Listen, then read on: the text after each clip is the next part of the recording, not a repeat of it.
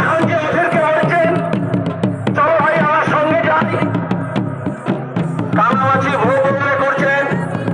G20-তে পার্লামেন্টে বিরোধী দলের নেতাকে ডাকা হয়নি, কংগ্রেসের সভাপতিকে ডাকা হয়নি, কিন্তু নরেন্দ্র মোদী খাস মেহমান বলে মমতা ব্যানার্জিকে দিল্লিতে ডেকে নিয়ে গিয়েছিলেন। আজকে মমতা বলেছিল যোজনা দর্শকের বৈঠকে যাই না, ওদের সঙ্গে কথা বলি না, ওদের সঙ্গে খেলবো না, ওদের সঙ্গে খেতে চলে গেলেন।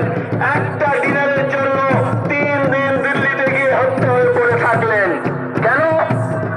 কারণ যে ভাইপো, আমি ভাইপো বলি না, অনেকে বলে ওটা অনেকটা ভেপো, তাই তো? আমার ভেপোকে